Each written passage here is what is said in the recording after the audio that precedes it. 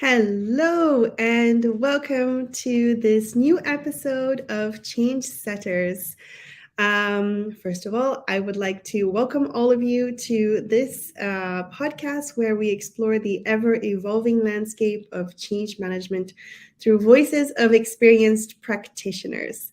And talking of experienced practitioner, we have today with us Margit Takacs. Welcome. I hope I said your name correctly.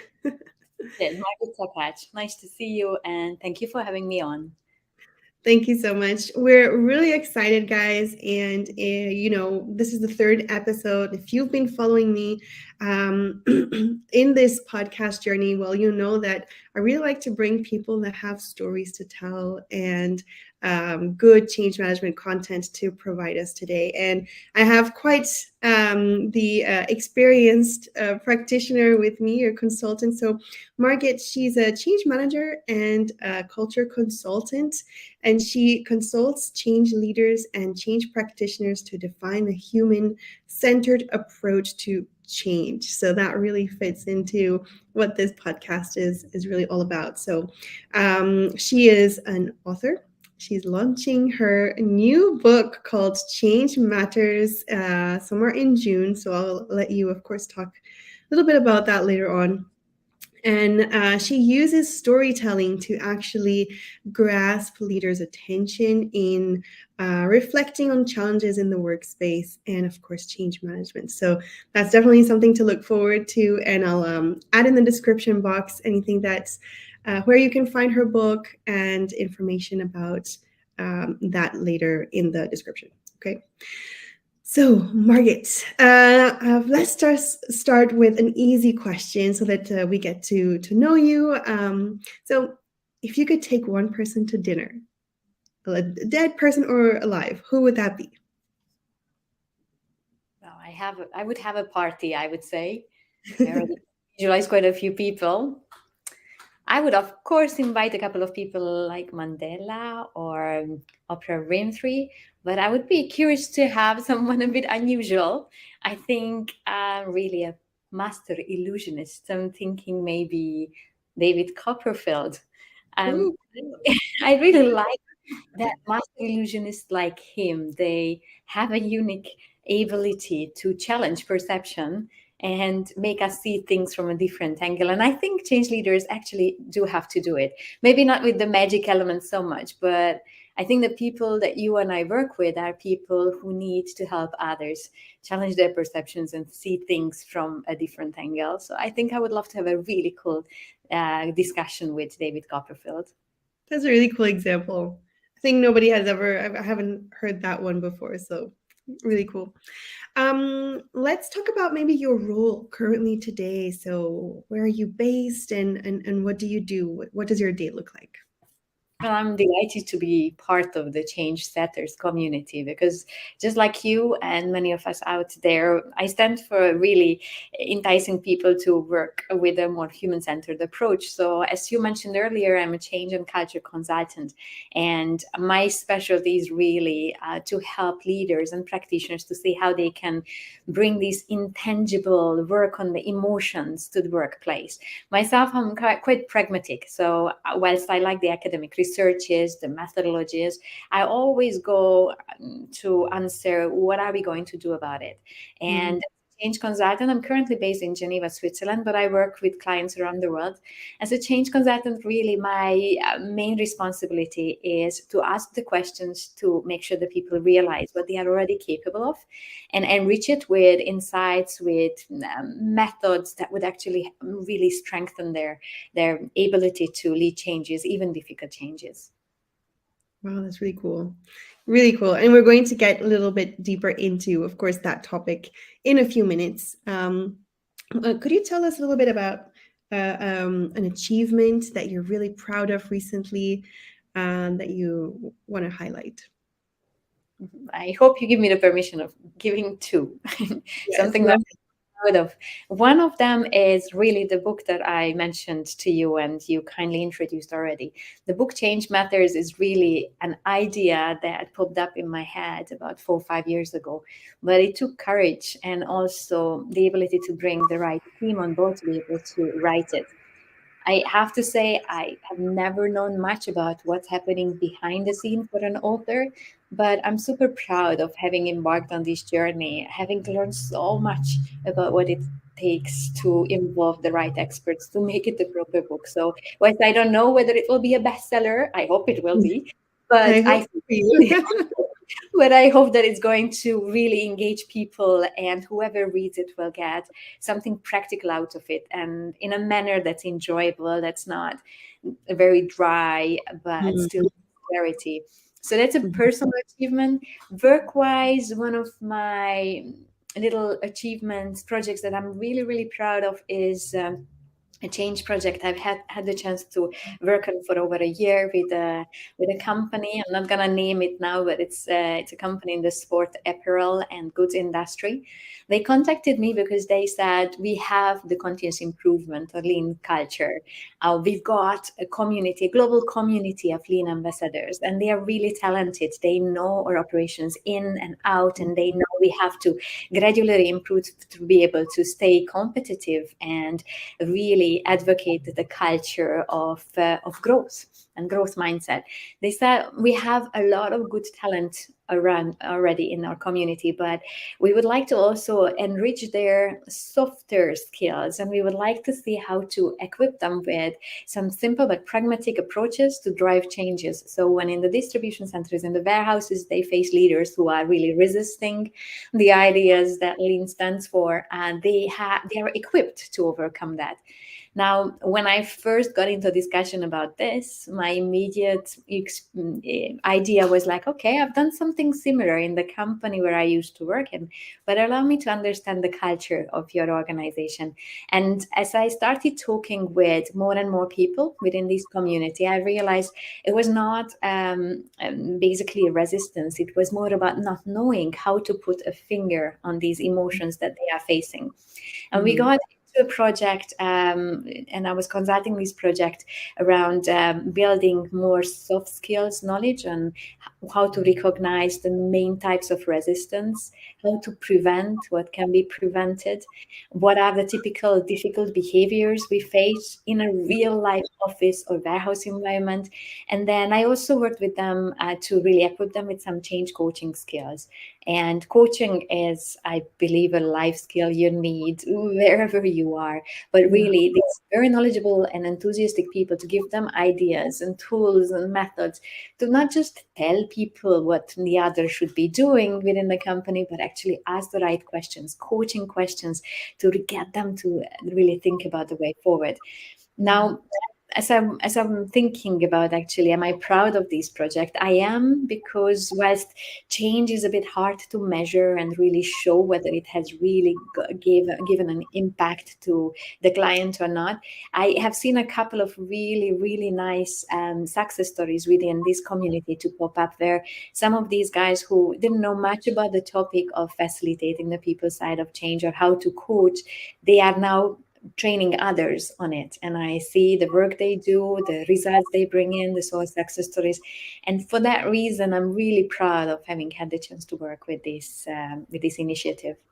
Yeah, you can definitely be proud of that. And because in the end, you're changing people's lives, huh? You're Oh, changing very and many people because then people pass that skill on. So definitely something to be proud of. Well done. Let's dive deep into the topic of today, Margit, because as we were talking, preparing for this podcast, one thing that we really wanted to touch upon was conversations with leaders. Um, Leaders today have such an important role in change management, if not one of the most important. And so let's just start with that. What's your experience with, leaders and change? like it's like from here to here when it comes to, it's a joy to work with you, and I don't know why you asked me for a meeting. an experience in this. Generally speaking, the ones that are aware that this is an important trend to take care of the human side of the change, but they don't really know what it means. I think for them it's demystifying what it is, because I often say change management is not rocket science; it's common sense. The problem is not common practice, and Yes. I think you and I agree that just knowing is not reaping the benefits we are looking for. We also need to act upon it. So when I Mhm. meet change leaders who are not so well accustomed to the idea of how to really focus on the human side, for whatever reason, maybe personality, maybe because of the corporate upbringing, for them, it's really to help them recognize what are the good things they already do and ask them really provocative but constructively Mhm. provocative questions. And there are lots of really cool researches that I refer to depending on the leader I work with. Some leaders really click with the fact that there are the really inspiring leaders doing the human focused change. Some love hearing about best practices, and some need to have statistics and information and data. So depending on which category they fit into, I bring arguments for and the reason to be involved actively and visibly in a change. And just picking on these two adverbs, my most important task as a change consultant is to make them realize what they can do to be the active and visible leaders, the face for the change. Because just saying it's important and not doing anything, not moving a finger, is not going to bring any results. It's not going to have the impact they are looking for. Now, I'm aware that some of us are kind of stubborn, maybe myself included in certain setting. Sometimes we are really set in the ways we work, and some Mhm. of the leaders might be that way as well. So if I Mhm. really feel there is a roadblock, and some people say they are just really a difficult leader to work with, I also try to see who in their circle of influence I can involve. So it's not Mhm. just me trying to bring them on board, but I have an ally who actually is helping me find the voice with that leader. Of course, Yeah. all in line of transparency. Exactly. And do you have any example? Because I know you love storytelling, right? Like that's your what you base your book upon. And so, do you have any story to tell about maybe a difficult leader or a hard, hard cookie to crack? Yeah, I don't know, and how you dealt with that.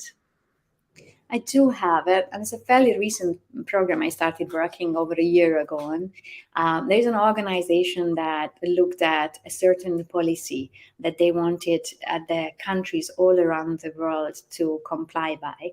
All the countries signed up to it, and they said we're gonna do what's required. But as the years have been passing by, they could see that there was not much compliance, and they said, okay, we can't work as a multinational organization unless we work together. So we Mhm. need to work on compliance. Yeah. And if we don't have the common voice, the common way forward, we're not going to be succeed as an organization. The most senior boss in this organization was aware of this, and he said, I can't just do demand it. I don't have the same power as in other organizations. I need to really engage them. I need to make sure that there are two things that we take care of. The countries really understand what Mhm. is required of them, so they have the knowledge of the what, but also they realize that they need to look at the human aspect. And we had a really cool dialogue about compliance and reluctant compliance. So compliance is not just by doing it because I have to put a tick to it, but also that people realize that the change in the ways of working will help them succeed collectively.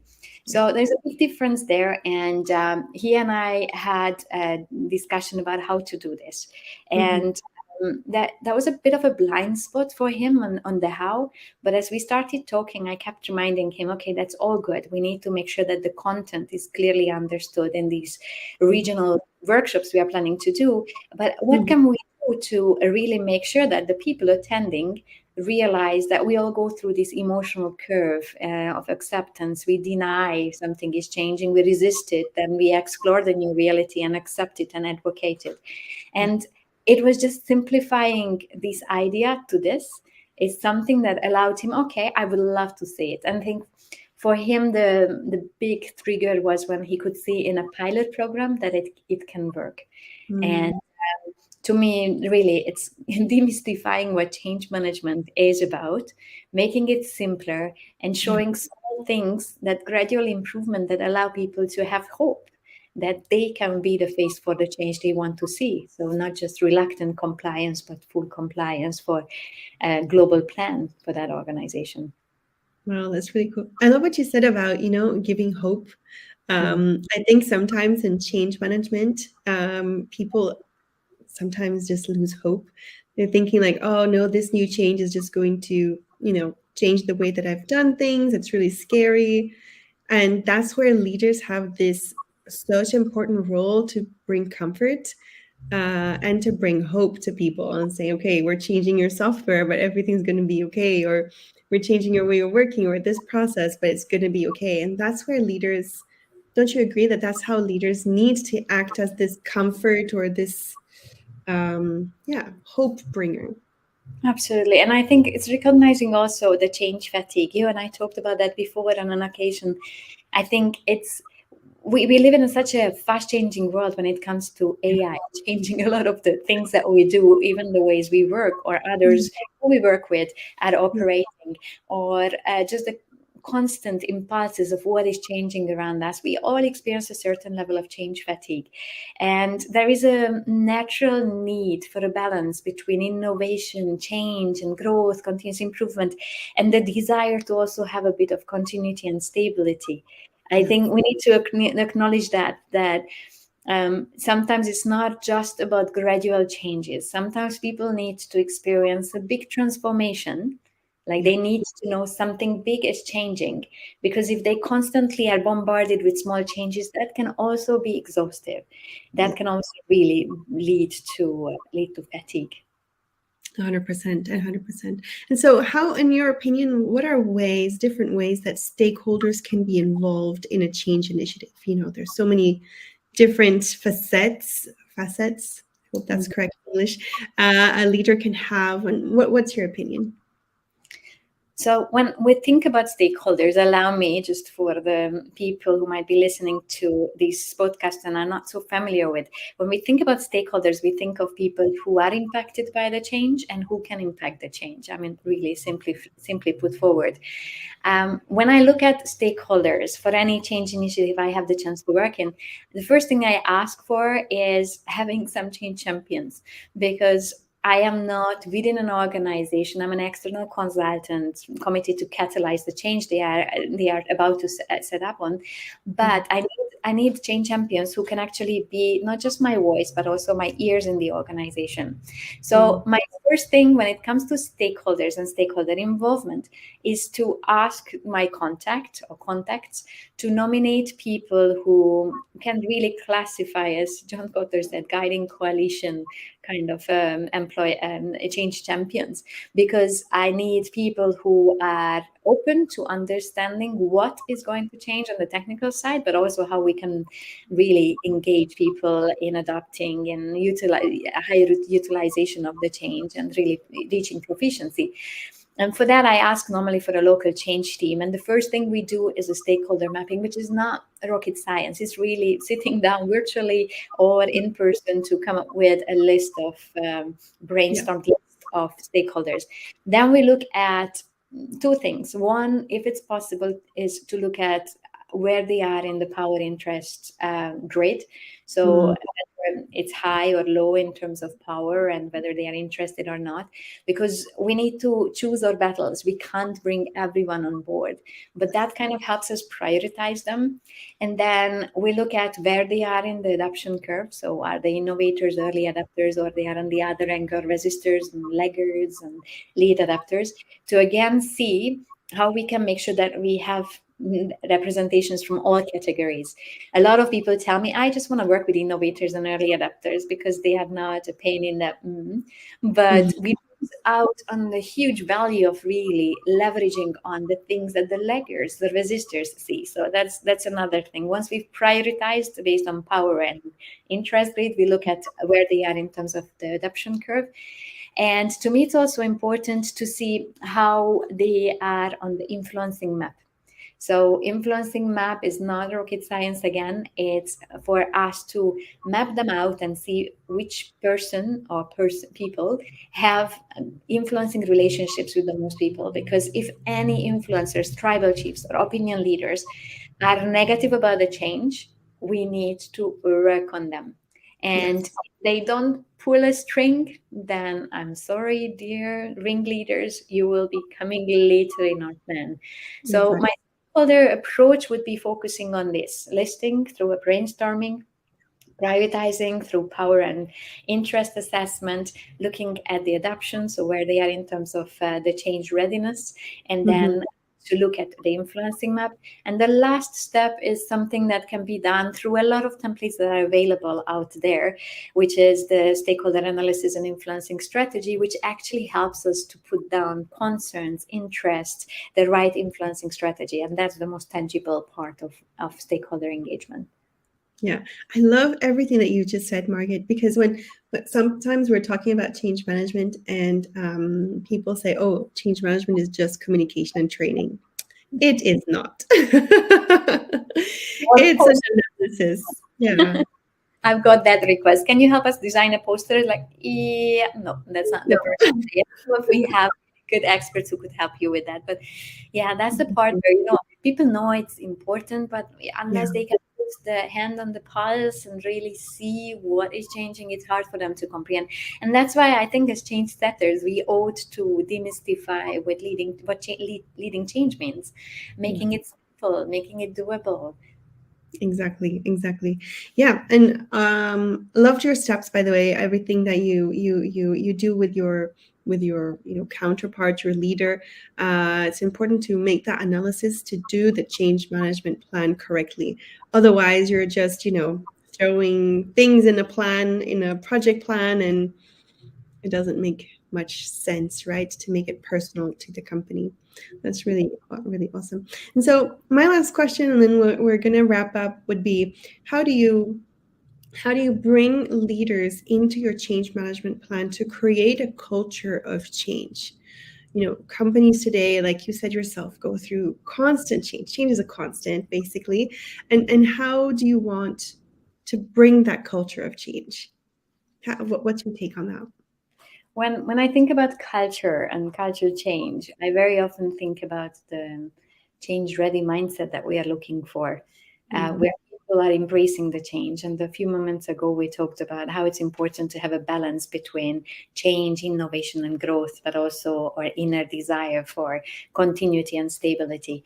But I think there are a few things we can help to really boost growth mindset.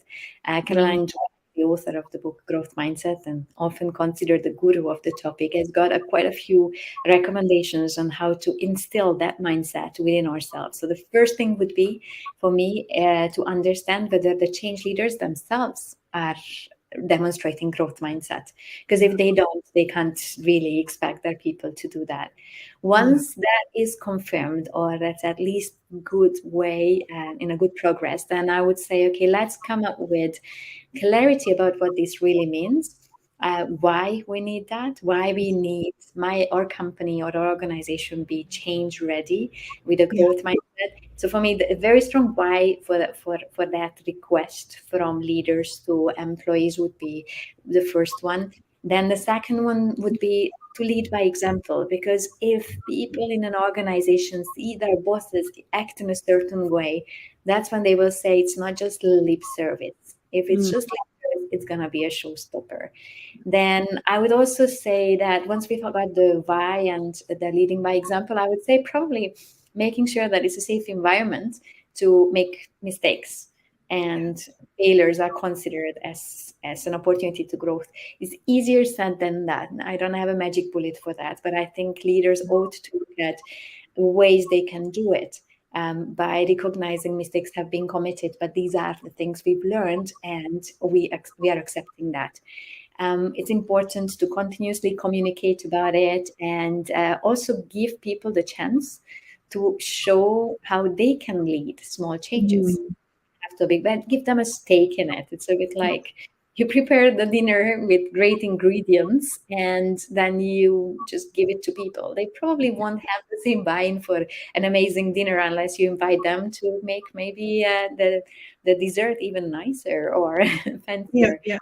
And once you've done that, it's really acknowledging people for that, recognizing them for that, and continuously reviewing and adjusting because these change ready organization with the growth mindset will have different posts, I think, on the journey. Sometimes you Mm. have to adjust as you become clearer and clearer on what it means to you.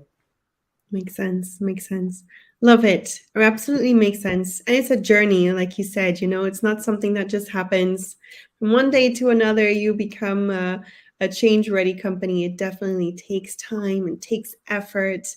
And yeah, it takes a lot of people as well. It's not a one person show, right? You really need a lot of people involved.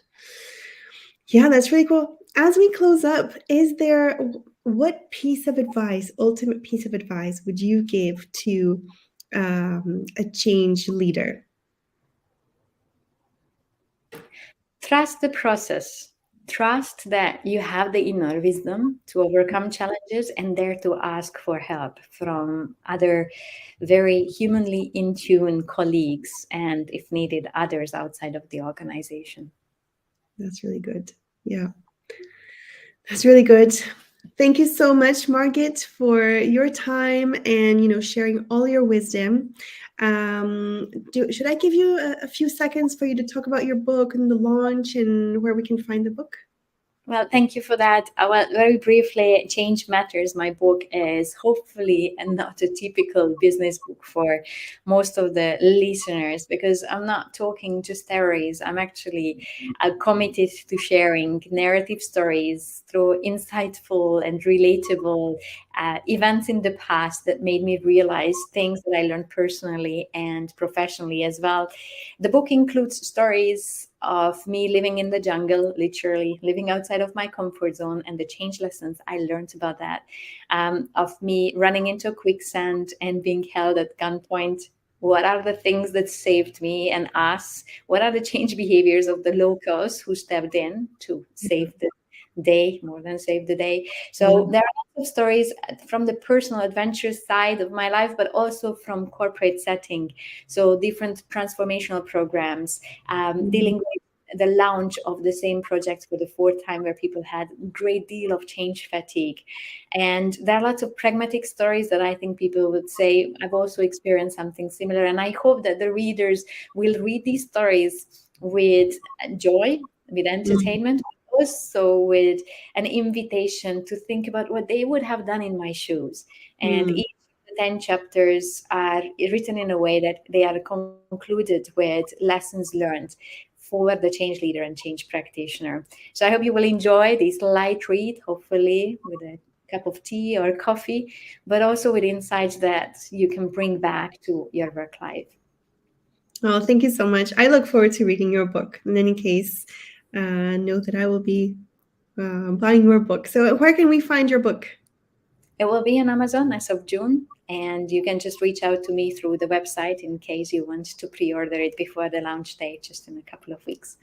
Cool. How exciting. Well, thank you again so much. And to everyone who's listening or watching, thanks again for tuning in. A new episode is currently being prepared and will be launching somewhere in June. I don't have a date yet. So just make sure to follow me on either Instagram or on YouTube or on LinkedIn so that you don't miss out on the next episode. And until then, thank you so much and have a great day. Thank you. Bye, Margit. Bye.